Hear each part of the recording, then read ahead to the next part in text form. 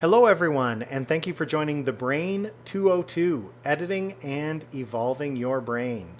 Today's class is a follow-up to The Brain 101, where we typically share just the features that you need to know in order to get started using the Brain application.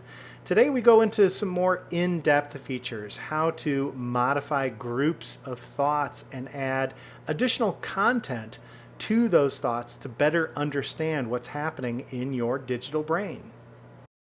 So those are the basics that we teach in the Brain 101. Today is the Brain 202. So we're going to assume that you are familiar with the application and really start talking about some of the more advanced features and capabilities that you have, specifically gardening an existing brain.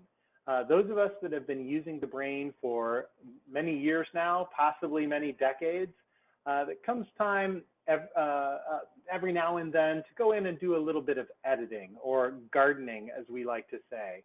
So rearranging the structure of some relationships or some thoughts, adding additional features such as thought types and tags to thoughts within your brain, and further just clarifying the structure of the mind map that you've built inside the Brain application. And that's one of the key components to remember, that you can always go back and edit and modify how content is connected and structured within your brain. Projects change, ideas evolve, and the Brain allows you to make those modifications in the digital brain the same way they work in your own organic brain. So I've got a couple of different sample brains that I'm going to share with you today, and I'm going to do a lot of editing within those two brain examples. Now, if you do have any questions today, please feel free to write them into the Brain, or excuse me, into the GoToMeetings question panel. And I'll do my best at the end of the webinar today to circle back and answer any additional questions about advanced features of the application that you may have. And finally, if you feel like today is a little bit over your head, feel free to join us again on the Brain 101. I'll be teaching the Brain 101 tomorrow. We typically have a class every Friday, and our Friday classes are at a slower pace with smaller groups, and we really talk about just the basics behind getting started. And it's sometimes great even for a refresher. If you're used to using the Brain 8, now you're experimenting with Brain 9, and you just want an overview of some of the new features, please join us for a Brain 101. You can sign up for those on our website, on the homepage of our website at any time in the future. So let's go ahead and get started. The first brain that I have open today is a very general brain called My Brain. And I'm going to click down into my personal life thought. Now, this is an area in my brain where I'm just bringing in all of my favorite hobbies and interests, maybe web links, food, restaurants, sports, technology, even people or activities and hikes, things like that that I'm interested in. I've been dropping them into this area of the brain. And as you can see, this area of the brain has gotten a little bit busy, so to speak. There's a lot of content here. And now is a great time to come along and do a little bit of gardening, to clean this area up, to make it a little bit easier to navigate through and understand exactly what I'm looking at. I've got a lot going on in my personal life, and rather than just dumping it into one location, in this scenario, I'd like to subcategorize. So I'm going to group together all of my food, or all of my family, all of my hobbies, my pets, my travel, etc. So to do that, let's go ahead and get started. I'm going to create my first subcategory. I'm just looking at the brain, and this urban travel thought sort of caught my eye. And I've got a lot of information on travel in my brain. So I'm going to create a thought specifically called travel. So there's my travel thought. And as you can see, nothing is associated or attached to it. But I do have some areas that I want to move into travel. Right here at the top, airline rewards is part of travel. And so I'm simply going to click and drag right underneath the current active thought. Anytime you click on another thought in the brain and sort of move it around the screen, you are potentially going to relink that thought to the current active thought. So let's find another travel thought. I'm just going to scroll through my list here. and snorkeling and diving. Now, if I wanted to create snorkeling and diving under airline rewards, it doesn't make any sense. Notice when I click and drag it down to the bottom, it's only relinking itself to the current active thought. So this is really the most basic way to rearrange thoughts within the brain. If you can see the active thought and the other thought you're moving in as a child thought, as a jump thought over to the left, the parent thought up above. So you can see the brain is assuming that you're going to relink to that active thought and making that connection for you. So I'll drop snorkeling and diving there under travel. And if I scroll down, tropical vacations, once again, I just start clicking and dragging, urban travel. And I'm thinking about traveling, doing a little bit more travel by train. So I just recently created this train thought. I click and drag that underneath travel. So now I'm just simply an additional click away, but if I want to get to anything related to travel, I've got one place to go in my brain to easily access that information. So I see my recipes at the top. I'm now going to create a thought for food, and I'll share another tip with you. So now I could call this food and health or food and fitness. I've got a lot of different thoughts in relation to this category. But notice that I can also, I'll grab this fitness goals. I'm going to click and drag off the parent gate of fitness goals. Now, I haven't removed my finger from the mouse trigger. Notice that the fitness goals is highlighted, knowing that the brain knows I'm doing something new with this particular thought, and I can hover over any other thought to connect it. So I'll connect this fitness goals down to my food thought, and I'll do the same for fitness plan. And here are my recipes. Again, I simply click and drag and then hover over food, and as soon as I release, it instantly connects, as you can see, my recipes up to food. Now notice in this scenario, I still have my other existing link. It didn't unlink from personal life. It's still connected. So I need to go back, right click, and select unlink. And I'll do that for fitness goals. Right click and unlink. And fitness plan needs to be unlinked from personal life as well. Right click and unlink. So that's another option, sort of a safety measure, but in some scenarios you want it connected to two thoughts at the same time, so that works well for you. I can always click and relink or reattach that back to personal life if I want to. I've got a few more food thoughts, and I like this click and drag process. So healthy eating goes down there, healthy living.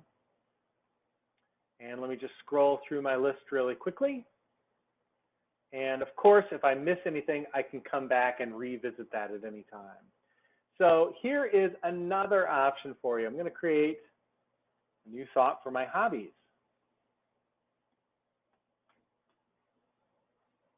So here is my hobbies thought. And in this scenario, I'm going to make one subtle difference. So for my hobbies, let's see, I've got gardening.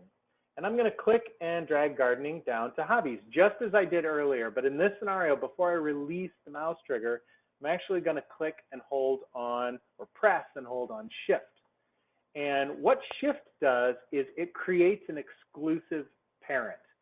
So notice if I go down to hobbies, gardening is connected to hobbies, but it's no longer connected to personal life. So by holding down the Shift key, I simply removed any other parent thoughts, or I should say I removed the link to any other parent thoughts and created an exclusive parent. So another hobby of mine, let's say sports, I'll click and drag down to hobbies. And once again, I press on Shift, and sports is no longer connected to personal life and is now connected to hobbies. So another great time saver for you whenever you're connecting or reconnecting thoughts. Keep in mind that exclusive parent feature is always there. I'm going to try another option, and this particular option I use quite a bit, and you'll see the many advantages of this, and we're going to spend some time talking about the mass select options within the brain today. So let's start with that right now. I'm going to create an area for my finance. So I'll create the finance thought. And I have keep track of medical, keep track of insurance. There's my banking thoughts. I've got real estate investments. So a lot of different thoughts are going to go in here. In this scenario, I'm now going to press on Control and click on my desired thoughts that will fall under finance. So I press on Control and select banking and insurance, medical. I still have the Control key pressed.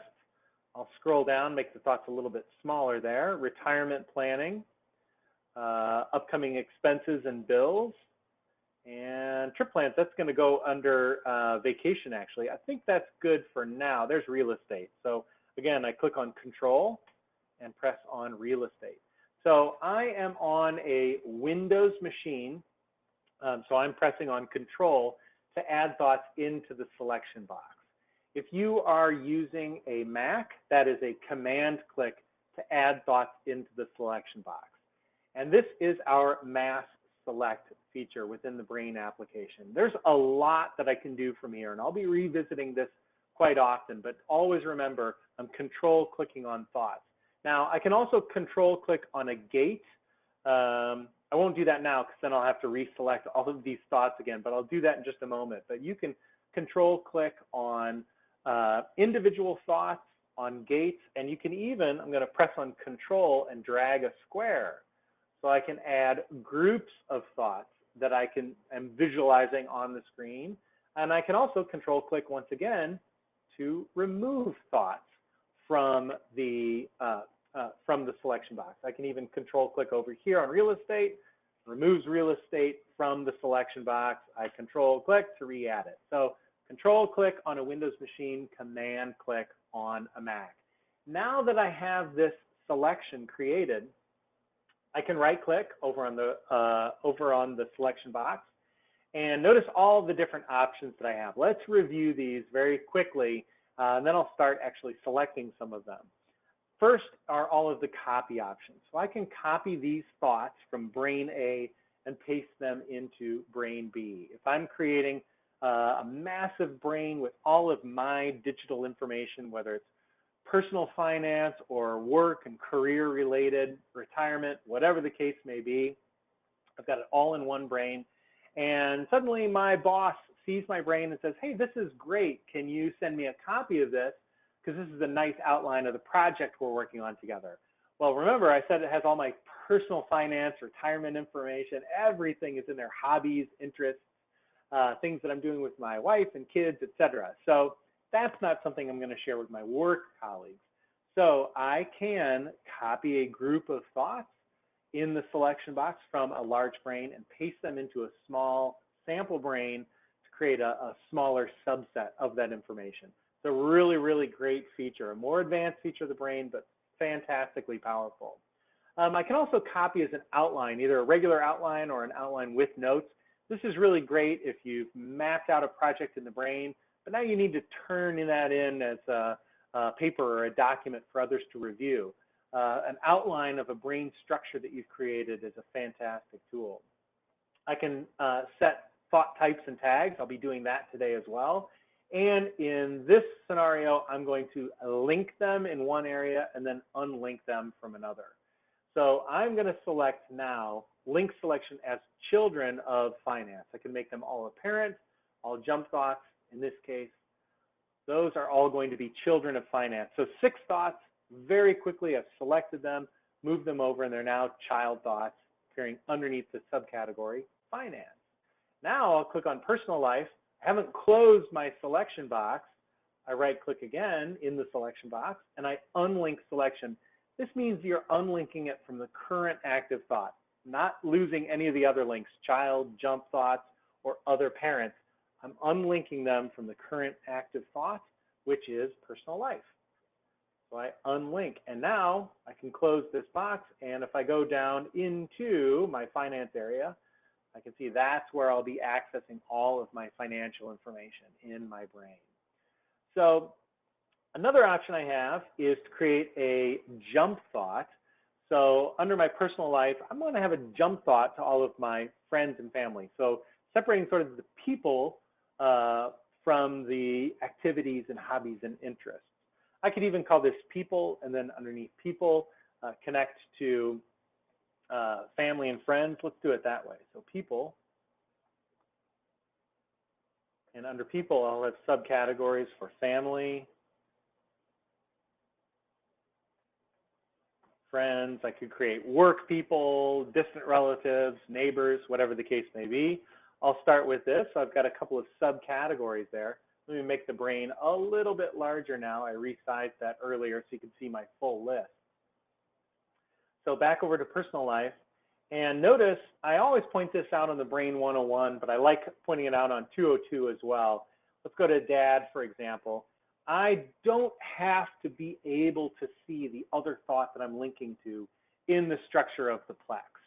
So family actually does appear down there in my past thought list, so I can click and drag to that if I want. But I can also just simply start typing in a known thought name. So family, there it is. And rather than just clicking to link dad to family, I'll shift click and click on family. And once again, that shift key creates an exclusive parent. So rather than dad falling under the category of personal life, dad now is way over here under people that I know, family, of course. So I can go back to personal life, and in this case, I will select Laura, mom, and get the kids' thoughts. So I did my control click to mass select those, and I can go navigate over to family, and I right click, link as children of family, and I actually click and create those thoughts. Oh, and I forgot to go back and unlink, so that's not a problem. I can right click and unlink to make sure that those thoughts are only linked under family. So, and this is what we mean by gardening. From time to time, you're just sort of tending your brain. I'll navigate into a particular area of my brain and think, well, I'm going to redo this area, or I'm going to restructure the way I'm approaching this particular product or project that I'm working on. And I'll simply create some subcategories to clean things up a bit and make it easier to navigate and understand that information, or just recategorize, move things from phase 1 to phase 2, etc. So I've got one more category to create, and that's for my pets and animals.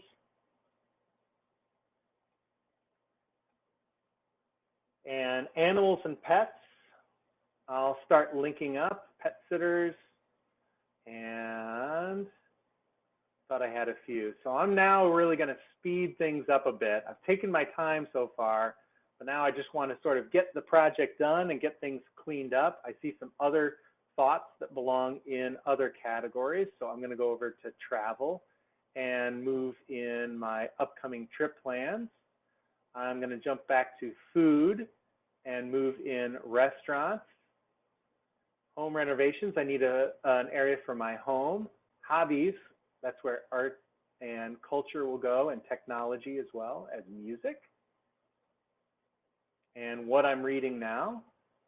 And then finally, my last category is going to be for my house. And I'll quickly move in home renovations and house repairs. Oh, investments, that is going to go in finance. So I really quickly created those subcategories, moved thoughts in a few different ways. And now notice when I go down to my personal life, things are much, much easier to get to rather than having this cluster of, I don't know, there may have been 20, 30, maybe even 40 thoughts. Now I simply have 6 subcategories. And if I know I'm looking up the phone number for my pet sitter, I'm going to go into animals and pets, and I've got my pet sitter thought right there. If I'm going to be researching travel, house, whatever the case may be, it's simply one additional click away, and I can easily find and navigate to get to that information. Another thing that you may have noticed as I was clicking through this area and restructuring this, this content, many of my thoughts have these little icons associated with them. These are my personal icons that I have created or used to identify the subject matter just visually. It makes my brain a little bit more interesting, but sometimes it really keys in on something that I am focused on. So travel, for instance, I've been traveling a lot lately, but now it's time for some vacation planning.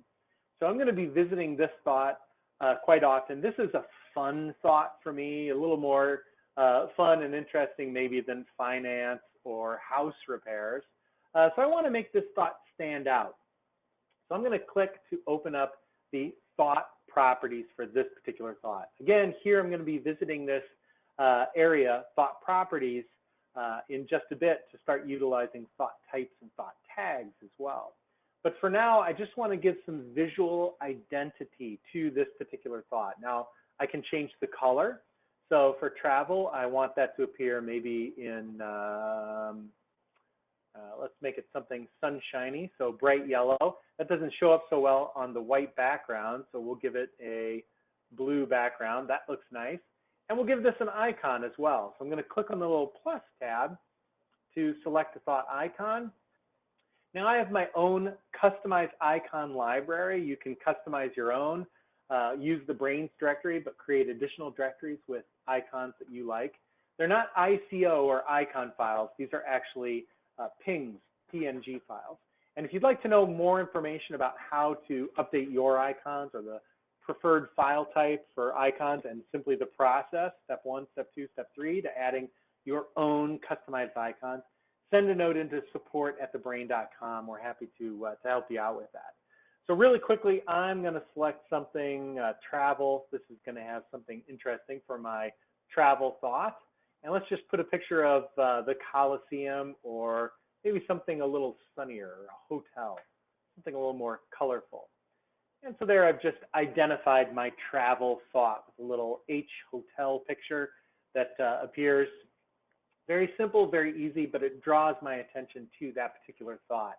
I often do this in my business brains to bring an identity or just my focus to the next step of a project or what I'm currently working on in a larger structure of a brain. So before I leave this particular brain, I just want to show you a side-by-side comparison. Notice that I can very easily access all of this content, but as you can see, it is vastly improved, I think, from the original structure. I took a screenshot earlier of what this area of the brain looked like. And in this area, yes, everything was alphabetical, but for pet sitter, dog, N-N-O-P, pet sitter. So it takes just a moment to find that, but if I were to continue on building this brain, and you can see over here in the notes, I've got some more steps to do along the way. And as I continue to add and evolve and grow this area of my brain, if I was just dumping everything into my personal life area, you could see that it would become quite cumbersome to navigate around through that very, very quickly. And this is definitely a bonus to be able to just go into a key category, a key area, and then find the information that I'm looking for. So I've quickly, just in the past 5 to 10 minutes, really spruced up this area of my brain. And let's have a business example now, and I'm going to show you some further examples of different ways to customize and categorize thoughts within an area of a brain that have become maybe a bit unruly. So here I've just tabbed over to my work brain, my eSolutions brain, and this is a current active project that I'm working on for Instant Dynamics Corporation. So I've got down below meeting notes, I've got PowerPoint presentations, I've got graphics, and even sample web pages that I'm utilizing and researching for their web development for the project that we're putting together, as well as people that are working on the project. But once again, as you can see, it's starting to become a bit cluttered. And if I'm looking for my most recent meeting notes, March 2017, I don't remember if my meeting was in May or June. I'm searching through dates and having to go past checklist, Azure, there, September 2018. That's an upcoming meeting. There's my last meeting, probably June 2018. But to be sure, I've got to scan through all of the other content to find specifically what it is I'm looking for. So once again, I could create a subcategory called meeting notes and drop all of those in. But in this scenario, I'd like to leave everything front and center.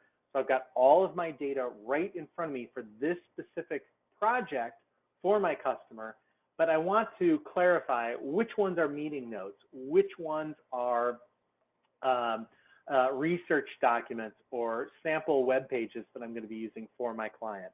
Now, I could meticulously go through and assign the same icon to all of my meeting notes and a color, or the same icon for all of my spec sheets. But there's a faster way to do that, and that is with the thought type.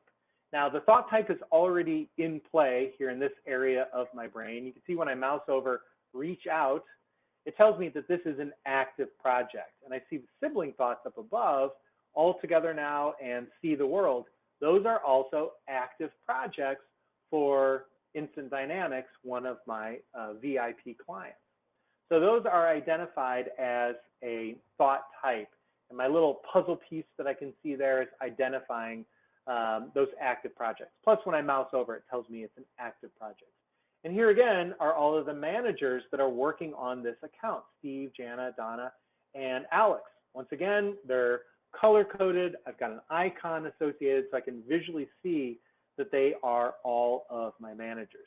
Now, before I move on and start restructuring this area of my brain, I'm going to right-click on the background and share with you that you can arrange how your thoughts are displayed on the screen. So I am displaying, by default, all of my thoughts are being displayed by thought type.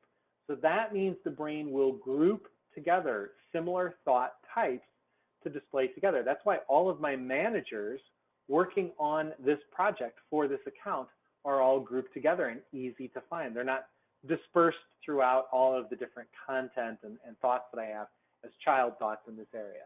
Now, if I change this to the brain to arrange thoughts by name, in other words, alphabetically, now you can see Steve appears over here to the right, there's Donna, Jana, etc. So things start getting a little bit more cluttered. Some people prefer that alphabetical listing. We've got a few different options. I can also sort of go by the date modified. So these are my most recent additions, obviously the June 2018 meeting, September 2018, an urgent meeting that we're planning for end of year, etc. So those were created or activated most recently, whereas I haven't clicked on these thoughts quite as recently. So by the date modified, date created, or date activated. Anytime I activate a thought, it's going to go to the top or the front of that list. So many different options for you. I'm going to leave them grouped by thought type, but I'm also going to take these people that are working on the account and simply move them up as jump thoughts. That's going to help quite a bit. So I've got all the people as jump thoughts, and then down below all of the actual content for this particular project. So I'm going to take this one step further, and not only am I going to identify the people, I'm going to identify their role, and I'll do that with a link type or a link label. So Donnie, by the way, is the account manager or the leader for this particular project. So notice when I click on a link between two thoughts, it's going to highlight that link and only the two thoughts that link is connecting. So everything else is grayed out and my focus is brought to that link. I always like to point out in the Brain 202 that links have their own properties. You can apply a label, you can create a thought type that can be used over and over and over again for links, and links can have their own notes and attachments. Sometimes the value of the information within your brain isn't on the thought itself, but on the relationship between two thoughts. So Donna and the Reach Out ad campaign, maybe I want a little bit of history. Donna used to work for Reach Out or used to work for Instant Dynamics.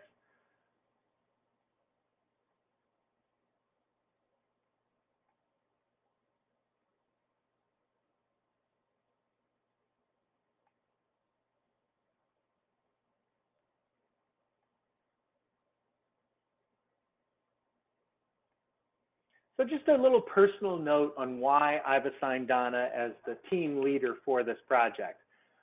She sort of knows what they like. Do they like a more edgier ad campaign or something a little more traditional and just state the facts a little bit drier? We're going to rely on Donna to answer those questions for us. So I've simply added a few components. or a few notes over here, and I can continue on with that information just about her relationship and why and how she's handling this reach out ad campaign. Information that I normally wouldn't need on Donna's thought. Maybe on Donna's thought for the notes, I've got her contact information and project task list, etc. This is just simply on the relationship between two thoughts. So it can be whatever type of content you want. And I can even go forward and add attachments specifically to the link. So those attachments will only show up, as you can see, when that link is activated or highlighted. I can also click on the link again to open up the link properties. The same as I can with a thought, I can open up the thought properties. I can apply a thought type if I've created one. So she is the team leader, and there I have a thought type for team lead. And as you can see, lead shows up with a purple link rather than a yellow, so it stands out a little bit. And I can clearly identify who the team lead is for this project. And let's say maybe Steve is an intern manager, he's just observing, and I want to identify that. Let's see, I do not have a thought or a link type for observing, so I'll just and I'm not going to use it over and over again. So in this case, I'm just going to apply a label, not a thought type. You can apply and create new thought types right there from the drop-down menu. In this case, Steve is observing the reach out ad campaign. He's going to be a team lead in a future campaign for another client. And I want to make a more subtle link there. So I just changed that link to white. And there I can see Steve is clearly just simply observing the reach out ad campaign. And I've got him as the graphic artist for Descent, and he is actually the manager for our client, Red Cross. So I can identify all of his different responsibilities by just reviewing and visualizing right there in the link types. So let's go ahead now that we've identified the different people working on this account. We've made them jumps as opposed to child thoughts from this project thought. Let's go ahead and start setting up some thought types down below to clearly identify this type of content that we're looking at. And meeting notes shows up for me right there off the bat. So I am going to alt-click. You can alt-click on a non-active thought to open up its thought properties display. So I alt-clicked on my June meeting notes, and I'm going to go down and look at my thought types and identify that this is a meeting note. I think I have meeting notes. I'll see if I do. No, I do not have meeting notes. So I can create that now. Meeting note is a new thought type. So now when I mouse over June 2018 meeting, I see that is a meeting note. And I can start control clicking on other meetings. March 2017, there's February, April. I've got quite a few for this client. There's March 2017 as well, 2 meetings then. So I think those are all of my meeting notes. Again, I control clicked to add them to the selection box. I can now right click, and in this scenario, I'm using the select thought type. Now that I've created meeting notes, I can select it. And those are all identified as meeting notes. Now, so far, as you can see, let's go ahead and close this. It just grouped them together. So they're at the front of the list here. And when I mouse over, I see there's a meeting note. But I don't have that visual identity yet. It's still blending together with the same color text. I've modified one. I just clicked and made this thought show up with red text. But I want all of my meeting notes to really be clearly identifiable. So I'm going to open up the meeting notes thought type. And I can open up thought types attributes as well. So I click once it's the active thought, and I activated it by selecting from the drop-down menu. So I activate meeting notes. These are all the thoughts that are currently identified as a meeting note thought type. And maybe we want to make this gray on a dark background. That looks good.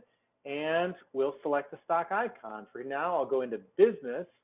And a note, I'm looking for just like a piece of paper or something like that. We can even use this little certificate. So once again, when I go back to Instant Dynamics and click on my Reach Out ad campaign, there is no mistaking which thoughts in this group are my meeting notes. I've got my nice little graphic appearing there. Shows up with that gray text. I can go back and modify that at any time. Notice the June 2018 meeting is still showing up in red. Any properties that you apply specifically to an individual thought will override the thought type properties. So that's just something to keep in mind. And that's so that you can make a specific meeting really, really stand out. Maybe I want this September 2018. So this is coming up. I really want to make this one stand out as well. So I'm going to change the color, change that one to an even brighter red. And it really stands out. I've got my most recent June 18 meeting, 2018 meeting, and now my upcoming September 2018 meeting.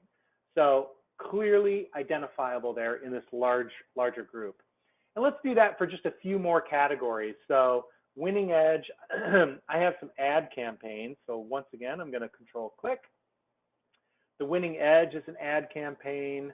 The future of e-solutions, and I'm going to be using my checklist number 2 for my presentations. These are presentations rather for the ad campaign, and product comparisons. So these are all components that I'll be using in a presentation for my client. So once again, I've control clicked, add those to the selection box, and thought type. These are presentation tools. So I've got a nice little presenter guy standing there, and can once again clearly identify those. And if I want to make them even stand out a bit further, once again, I'll just open up my presentation tool thought type. So there's presentations. This is brown text on a light background. Let's just change the thought background to maybe a light red. And go back to my reach out ad campaign. And boy, my presentations are now clearly grouped and identifiable as well. And then this last component, let's say these are all sort of resources. I'm reviewing different types of servers that I can use and server requirements, as well as sample web pages. So this is just general research. Once again, I'll tap on control or press on control and select these.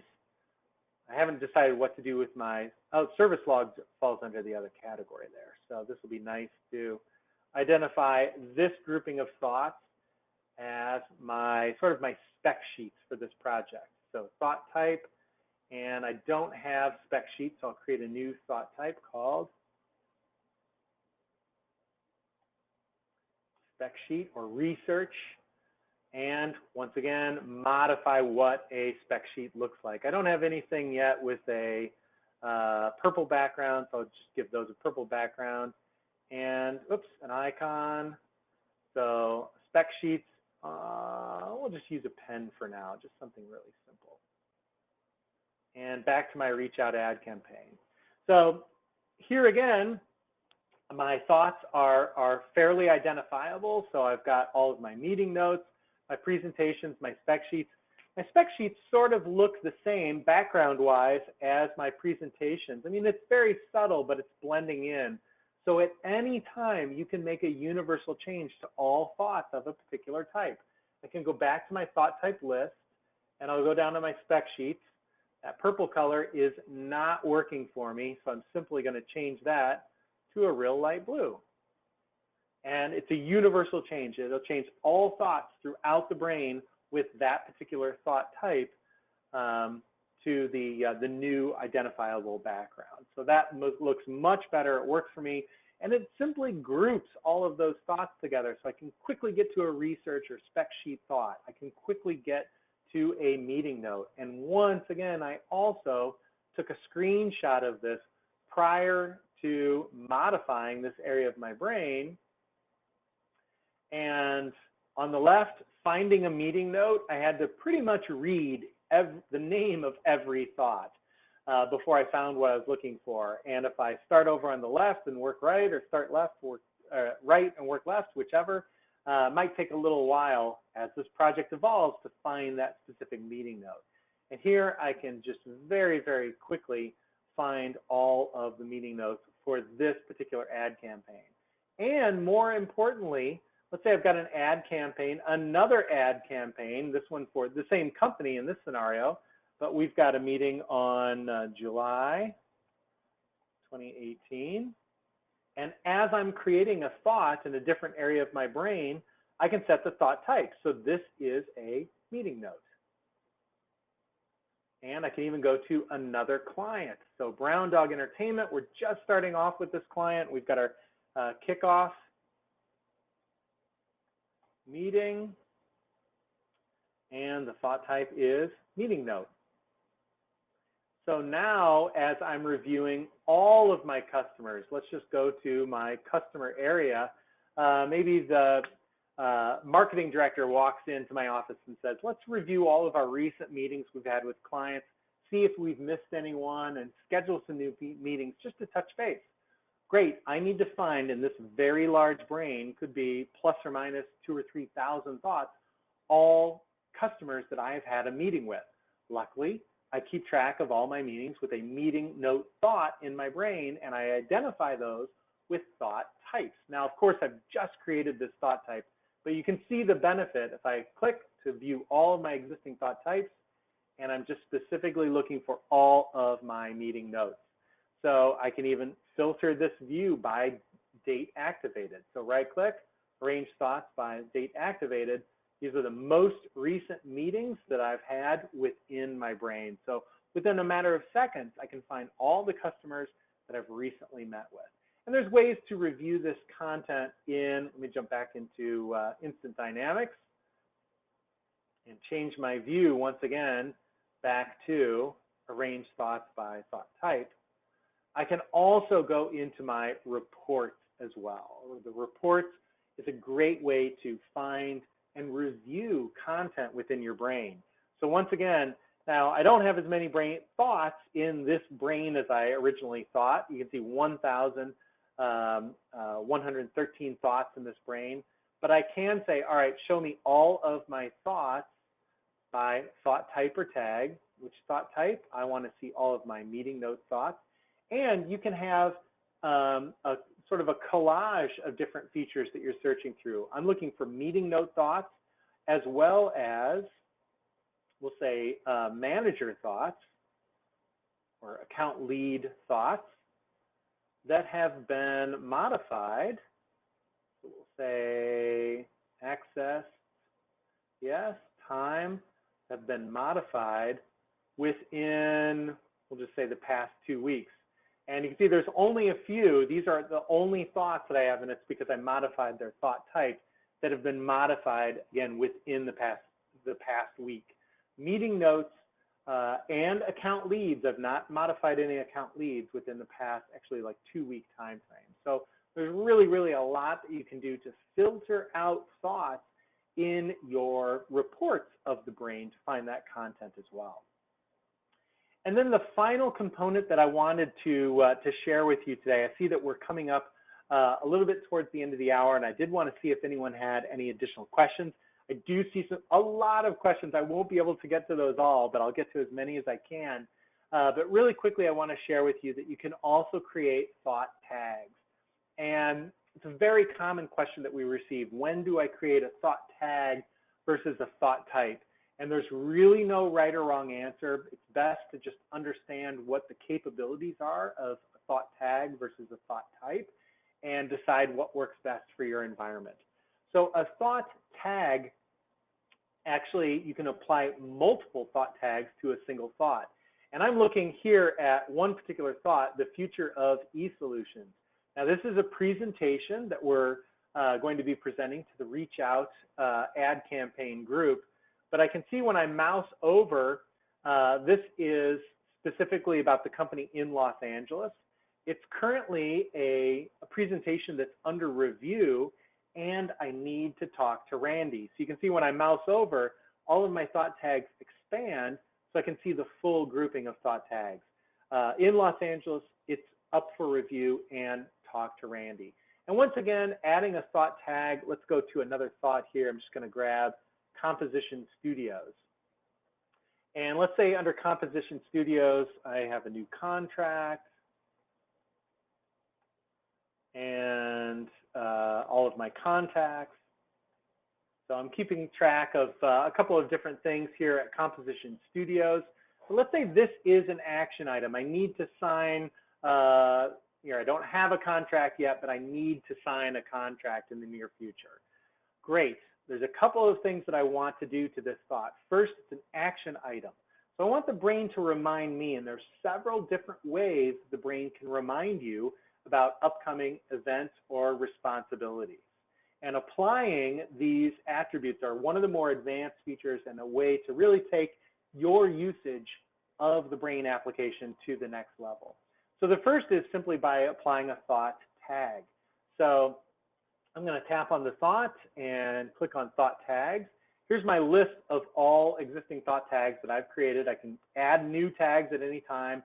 You can add icons to tags as well to make them visually identifiable. Let's say I'm reviewing this contract, but also it's urgent that I get to this contract right away. So before the end of the weekend, I want to be sure I have a contract signed with Composition Studios for my sound design for this project. So I've marked that as urgent as well. Now, I always recommend, that's a great way to start with the use of thought tags by priority levels. And people use different names. It's either tier 1, tier 2, tier 3, urgent, not an urgent. You can see that's what I'm using. Urgent, it's urgent, but it's not important, meaning it's due right away, but it's not life-threatening if it doesn't get done. I need to get a birthday gift for someone in accounting, but you know what, if I don't get it and it happens next week, then that's fine. Whereas I then have not urgent, but it is important, meaning, you know, I've got to get this contract signed, but I have till the end of the year. And then finally, not urgent, not important, that's just, I need to, you know, do some gardening when I get home, something really, really low level.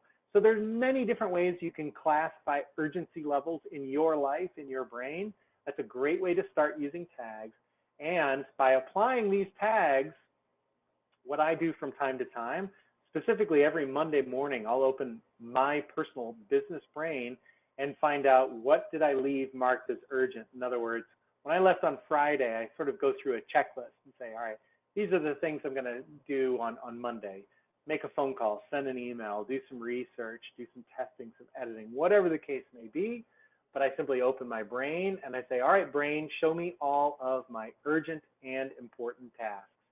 Now, these are tasks that would typically not be linked to one another within the brain, but they share a common trait. They're urgent and important. They need to get done right away. My Monday is going to be really busy. I have to make sure we're signed up for CommWorld. I've got to review the status of a couple of databases, review some meeting notes. I've got to call some people, some clients, etc. Now, what actually needs to be done? That information would be left on the note. So I would actually, you know, checklist number 2, I'm going to click and I'm going to review that checklist. This is finalizing a presentation for my Reach Out ad campaign. And once that is done, this is no longer considered to be urgent and important. I can unlink it from the urgent important thought, or I click on the thought and open up my thought tags. It is no longer urgent and important. So I see a lot of people that also say, all right, this is step 1 or phase 1, phase 2, phase 3 with thought tags. Another great example. And of course, just the fact that you can apply multiple tags. It's still being reviewed, but it's no longer urgent and important. I've done what I need to do. The review is what's coming next. So that's one way to identify tasks within your brain, is by assigning a thought tag, very, very useful feature of the application. And the next and the last feature that I'll be sharing with you today before I jump into questions is setting up reminders, setting up a reminder so your brain pops open on Monday morning with a message that says, hey, Matt, you need to do steps A, B, and C. And so that is done on the attachment tab for a thought. It can be done on the attachment tab, or you can actually open up, I click to open up my brain's timeline. Now, this is a sample brain, so I don't have a lot of content in the timeline. My business brain has all my different meetings and responsibilities and tasks, etc., that are coming up in the future or have been retired. In this case, my checklist number 2, let's say I do want to review this on Monday morning. So I'm going to click on create an event, and notice it already creates the event in my calendar down below. I'll change the date and time. And let's actually change this to yesterday. I just want you to see what the pop-up reminders are going to look like. So this was supposed to happen yesterday on the 1st, August 1st at whatever, we'll say 1 p.m. to 3 p.m. So 2 hours, time for review with Charlie. So a little note for myself. Obviously, I could leave notes on the thought as well. And as soon as I click away, it adds that event. Notice it rearranged where it appears in the timeline down below. And I forgot one step. I'm going to go back in and edit. I want the brain to send me a reminder. So this reminder can happen 10 minutes prior, 10 days prior to the event, whatever your desire is. So 10 minutes prior to 1 p.m. on August 1st, which was yesterday, the brain will remind me that it's time to review my checklist with Charlie. So once again, I close that, and the brain searches through and goes through and reviews from time to time, sort of on a 2-minute cycle, and we'll see if it's missing any reviews and pop-ups. So you didn't see it pop up right away in that scenario, but as soon as I click to another thought, the brain did its review. I've got one past due event. And there's the date, the actual task that is taking place. I can click to activate that thought within the brain or activate that event somewhere within the timeline. If I scroll through the timeline and then click on an event, the brain's going to take me to where that event is in the brain timeline. And now I'll just click on the little Z's to snooze. So I think it said 5 or 10 minutes. It'll pop up with that reminder once again. And the last component actually specifically about this event feature, you can have multiple events, so recurring event reminders for a task or for a project that you're working on. And you can sync your brain's timeline with Google Calendar. So there's a button in the calendar, and this is a feature, a more advanced feature for Brain Pro combo users. Just click on the context menu button, the hamburger button, as I like to call it, and open up your Google Calendar settings. You can specify, you can see I've got a couple of calendars set up here with other brains, and I can set this calendar up to sync with one of these different Google calendars as well. So yes, you do need to have a Google Calendar. They're free to create, and I do see people that synchronize their Outlook. They say, oh, but I use Outlook. You can synchronize Outlook with Google Calendar, and then the brain with your Google Calendar, and Google Calendar is sort of the glue that holds everything together. If you've set it up properly, everything you put into your brain will go into your Google Calendar. Everything in your Google Calendar will come into your brain. And if Outlook is connecting to that too in both directions, then when you sync the brain, so I click on sync to sync my brain up to the cloud, it's also going to sync all of my calendar events to my Google Calendar. And then when you go to Outlook and do your sync with your Google Calendar, you'll get all the Google Calendar events showing up in Outlook. So that Google Calendar sync is a way for us to have, the brain doesn't have its own built-in emailing system, but when you sync it with Google Calendar, you'll be receiving email reminders for events if you have it set up that way as well. So that's the last advanced feature that I wanted to share with you today. We've really restructured a couple of different areas of a few different brains in a few different ways. So hopefully I've given you some examples, and you can select which advanced feature works best for you when reorganizing and recategorizing your brain. I do see a lot of questions that popped in, and once again, it looks like we're almost on top of the hour. So I'm going to try and get to as many of these questions that I can. I see just right down here at the bottom, and just since it's fresh on our mind about Google Calendar, Wim asked the question, do other calendars also work without Google Cal? Work without Google Cal? Oh yes, if you don't sync with Google Calendar, you can still use the brain's timeline. It won't sync to anything else. It'll only sync to Google Calendar. So if you do have another email system or a calendar system, There are many different calendar systems out there in the world that sync with Google Calendar. I used Outlook as an example, but if you can sync your desired calendar system with Google Calendar, you can sync the brain up there as well. And let's scroll up right here to the top of the list. Jim had asked earlier about extending his trial. He used the brain 3 years ago, and his trial is long gone. He wants to have a trial of the brain for reviewing and testing. So Jim, if you've never downloaded the Brain 9, that's what we're currently on right now. If you used the Brain years ago, you may have been using version 8. We're now on the Brain 9. So as soon as you download the Brain 9, you'll have a free 30-day trial. If you've used up that 30-day trial, feel free to write us a note to support@thebrain.com. We can potentially extend your trial for another 30 days. So you can continue on demoing and evaluating the brain to see which version works best for you. And also on our website, Jim, if you want a breakdown of all the different features in the different versions, if I go to the Brain Store on our website, thebrain.com, and at the very bottom, there's an option to compare editions. So these are all of the different features that are available in each different version of the brain and their price points. Also, if I just back up one page, you can enter your email address to see if you qualify for any discounts. A discounted upgrade to the Brain 9, or potentially even a free copy of the Brain 9, depending on when you may have purchased a new copy of version 8. And Jamie asked, is there another way of displaying the type or tag list instead of just clicking on the icon?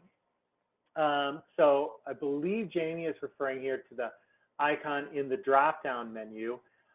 Currently, that is the only way, or if you open up a thought and you're reviewing all thought tags or all thought types, you can click on the button there to see your complete list as well. We are looking at ways of bringing back, if you're familiar with the Brain, not 8, it actually had another tab over to the right. So you had your notes, you had your calendar, and then there was thought types and thought tags had their own tab. And attachments had its own tab. We've streamlined that for version 9, but such a strong request to bring back those tabs that stay open of thought types and tags. So we believe we will be bringing that back for version 10 of the Brain. Notice that I said we believe we will be bringing it back. I don't want to guarantee anything at this point, but I can tell you that I've seen some early testing of future development of the Brain, and that's definitely something that we're looking into, is bringing those tabs back for thought types and tags, so they stay on the screen all the time. And creating a keyboard shortcut for unlinking items is a time saver for me. Great. So yes, I didn't even talk about the keyboard shortcuts today, but if I go up to my options and open preferences and click the keyboard tab, typically this is something that I show off in the Brain 101 just to let you know that it's there, but all of the different menu items you have within the Brain, all the different functionality of navigating through the Brain can all be done with the keyboard without even touching the mouse. I have personal friends that don't even use a mouse. It's there, but it's just collecting dust. They do everything on the keyboard, and the Brain allows for that type of usage. So if I close this, you can see here's the long scrolling list, and there's a search box. So I want a keyboard shortcut for delete, deleting all in a report, or deleting an attachment, etc. I can set up those keyboard shortcuts. But notice that, let's come back to the Brain. I'm going to minimize, and I'll even minimize the notes over to the right here. And I'll go to the keyboard. So I'm using the arrow keys. Notice the little target symbol shows up. So I can decide which thought I want to go to. I want to go to product comparisons and hit enter to activate that thought. I can continue on navigating. If it has an attachment, I can hit enter again. If it doesn't have attachment, I hit enter. It opens up the thought properties to change, etc. So many different keyboard shortcuts there for navigating and activating content within your Brain. And I'm just jumping down through names here. So if you ask 2 or 3 questions in a row and I only answer 1 or 2, I do apologize. But I just want to be aware of everyone's time. So let's go down to Rick's question. I'm not catching the difference between a jump and a child thought. So Rick, let me come back to reach out. And we basically have quadrants within the default view of the brain, which is 1 generation away from the active thought. And you can think of child thoughts as, let me give this a little more screen real estate. You can think of child thoughts as subcategories of the current active thought. So if I hold down Control to select thoughts, these are my child thoughts. They're all subcategories of the reach out ad campaign, the active project I'm working on. These are my jump thoughts. Jump thoughts are related to the active thought, but not necessarily a subcategory. So in this scenario, these are people that are related to or important in some way to the reach out ad campaign. Now I could, let me close that, I could make them child thoughts down below. Now Alex is a subcategory of the reach out ad campaign.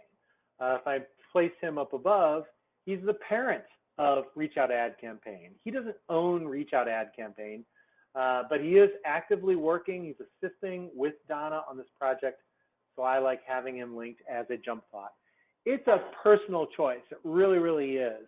Many people create their brains in many different ways, how they see that information. And you can decide when you want to link something as a child, as a jump, and most importantly, you can always go back and change that relationship at a later date. But I tend to think of the brain as parent thoughts, active, and child thoughts. It's a bit hierarchical, so I start with the main category and then I branch those down into subcategories. There you can see my reminder is popping up again. I'll dismiss that now.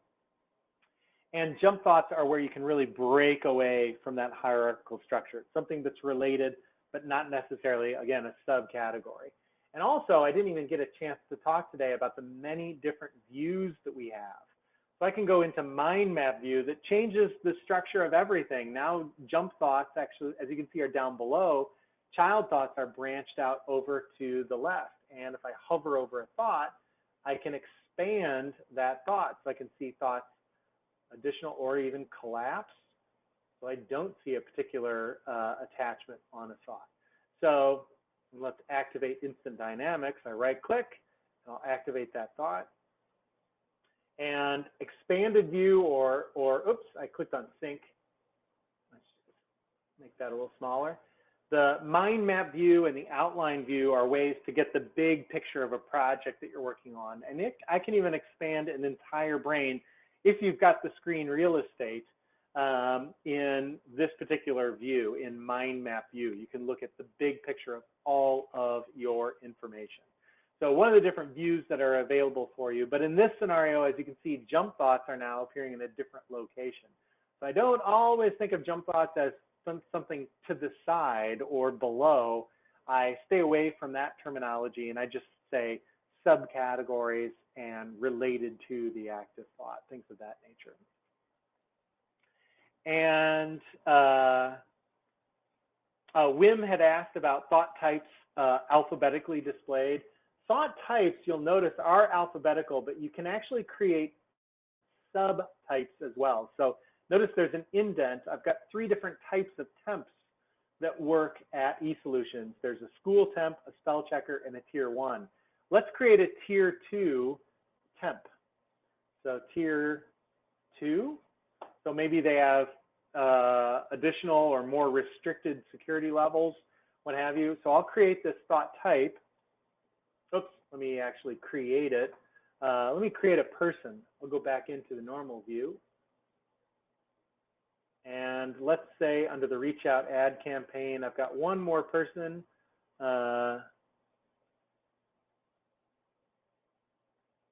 Lisa Swanson.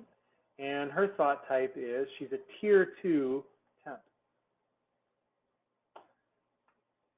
So I've created her thought type, tier 2, and now I want tier 2 to be a subcategory of all my different types of temp workers. So I am going to activate tier 2, and I'll connect tier 2 to my temp thought. And this is the process. As soon as you have an existing thought type and you connect it either as a parent or as a child, you're going to create a hierarchy. So I'm connecting this to temp.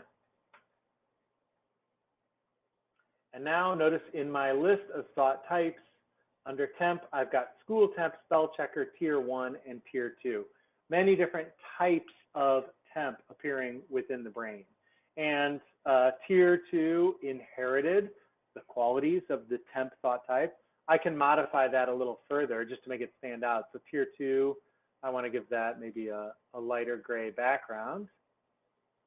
And if I run a report, this is where it gets really interesting. Let's reset and clear everything. All right, show me all of my thought types that are temps. You can see there's only 3. Now show me all of my uncheck, only tier 2. So you can see anyone that's a temp appears when I select. I can select all of my people and include different types. There's a lot of different modifications that you can do in the report. So even though this person is qualified as a tier 2 thought type, that is a subcategory of a temp, which is a subcategory of people. So we're nesting thought types. So yes, thought types are appearing in an alphabetical list, but then from time to time, if they are a sub thought type, it'll indent and then start an alphabetical list from there. Hope that makes sense there with thought types or sub thought types. And my next question is from Shonto. Shonto, thank you for joining us. Shonto is a familiar name and has joined us in many Brain 101s as well as other Brain webinars. So thanks for joining today. How can we get more icons and emojis for your brain? Okay, so this is a great question. And again, I mentioned earlier that you can send a note into support@thebrain.com for step-by-step instructions. But I'm going to show you really, really quickly because it's such an easy process. And it's kind of fun because you can add your own sort of flavor to the brains that you create with your own customized icons or images. So if I click on help, I'm running the brain, I click on help, and I select to open my log directory. This log directory, if anything ever happens with the brain, you experience some problem, and you write into support, most likely the support team is going to ask you for a copy of your output.log file, and this is where that could be located. And it'll show us sort of, you know, what you were doing in the brain and what went wrong. Maybe the database was, your computer C drive was full, and so it couldn't write to the database or whatever. But we'll be able to diagnose that for you. So this is our diagnostic report in the logs. But if I go up one level from here, so I clicked on help, open log directory. And if I go up one level in the brain directory, there is an icons folder. Now I ask everyone, please don't play around a lot in this directory. There are some key components of databases that need to be named specifically and exist in a specific location. But this is one directory that you can play with, and that's the icons folder. So if I open up icons, you can see these are all of my folders. I actually have a few zips that I unzip. And I can even create my own folder. I'll right click and select to create a new folder called favorites. Oh, I won't do the explanation point, sorry. So I've created a new folder called favorites, and I'll open up objects. And let's say I really like the alien and the bear. For whatever reason, I right click and copy. And notice these are 48 by 48 ping files. I think that's the right size. They may be 128. I'm not sure. Yeah, there it says 48 by 48. I was right the first time. So 48 by 48 PNG files, ping files. I'm copying these, and I'm going to go back to my icons directory where I've created a favorites, and I right click and paste. So now when I am creating a thought within the brain, and I want to use one of my favorite icons, let's say Lisa's a really good friend of mine, and she's so nice and delightful. I want to, whoops, click to open her thought and give her a customized icon. And so I'll select from a stock icon. I'm going to go into my new favorites. Now, I can only assign her as an alien or as a bear at this point. Well, I like aliens, so I click on the alien graphic, and there we go. So you can create your own directory. You can leave the brain's directory there. It doesn't take up a lot of room, and create your own folder and drop in your own PNG files, and the brain will use those as icons within the brain that you're creating.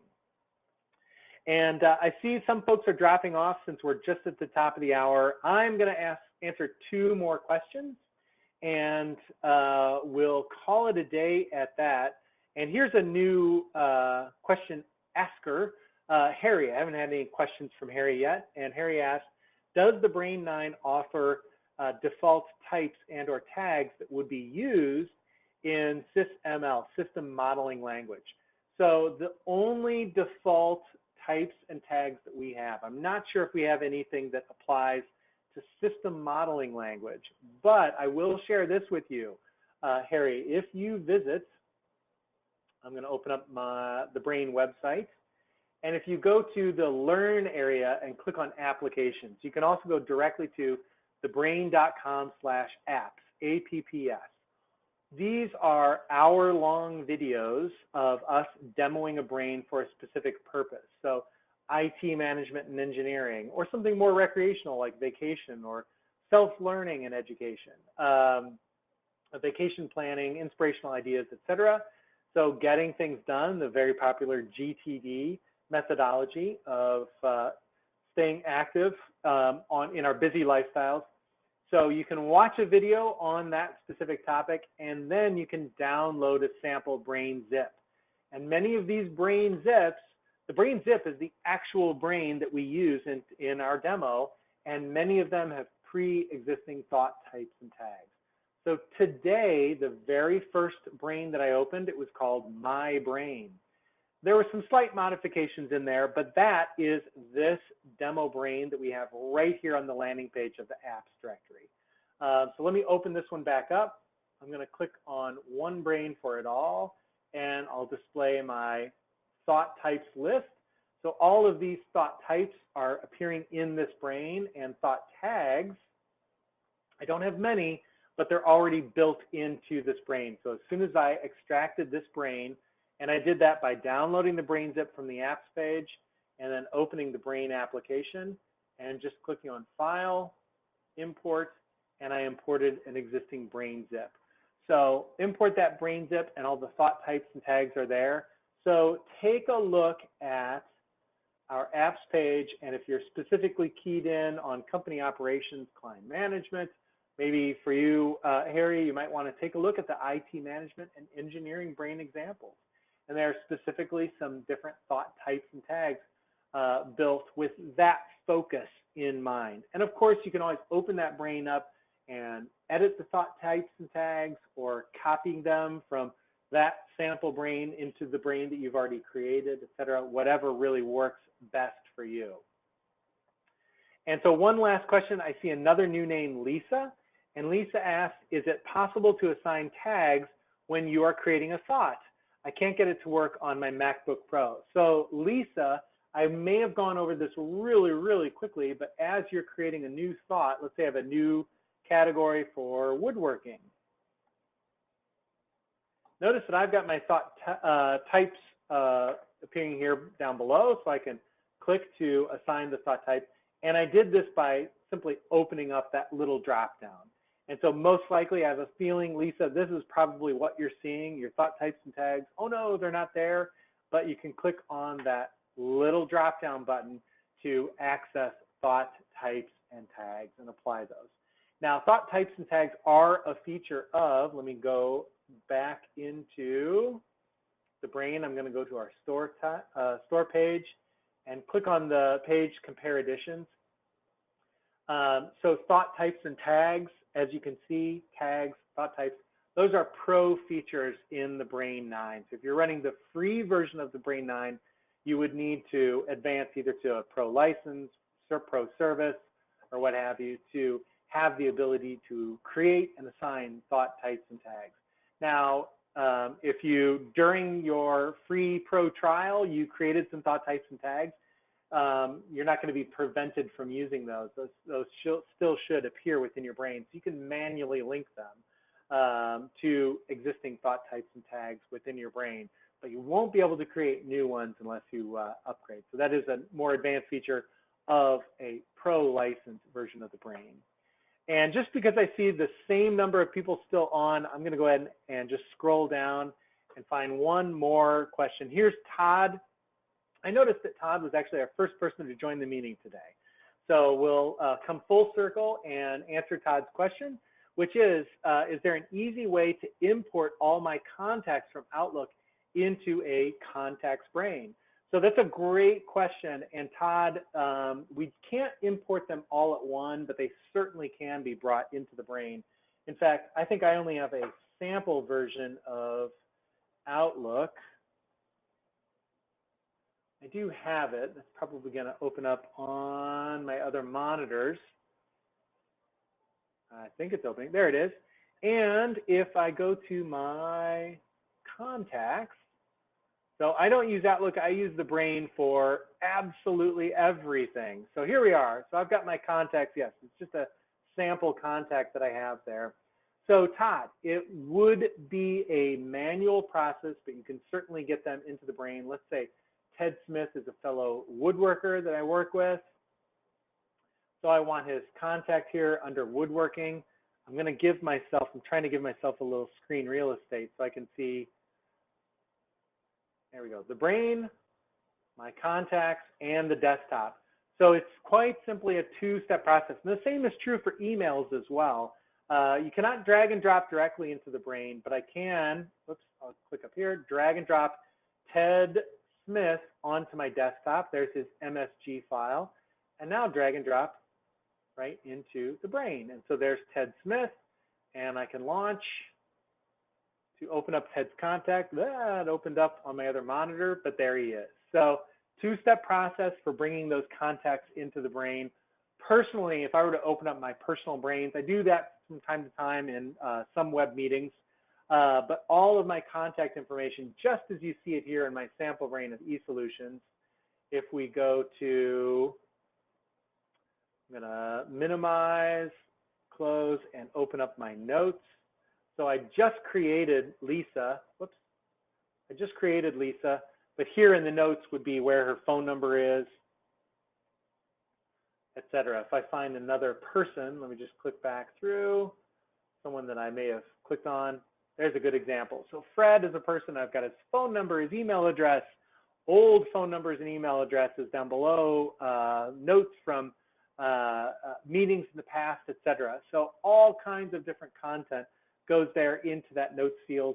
And I use the brain itself as my CRM system as well. So I don't drag and drop an attachment in. Years ago, I decided I'm committed to the brain for everything from my favorite web pages to documents to notes to contacts as well.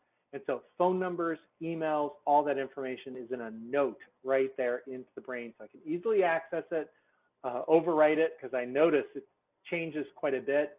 But I can also see not only their contact information, and good luck doing this from, as an example, Outlook contact, Ted Smith, did he recently email you anything? Is he working on a project together with you? What is Ted Smith, what are his kids' names, his wife's name, etc. All of that I can see in the brain. So not only do I have his contact, I can see who reports to Fred, Fred reports to Jim. These are all the different projects he's working on. He manages our overall clients, but he's also the account lead on Instant Dynamics, an advisor on a bug database, and he's writing our Winning Edge presentation. So a very important guy, and all that information available and displayed for me by saving it in the brain rather than just information out in disparate information sources, such as Outlook, emails, etc. So I think that's the final question to answer today. I want to thank everyone for joining me for the Brain 202.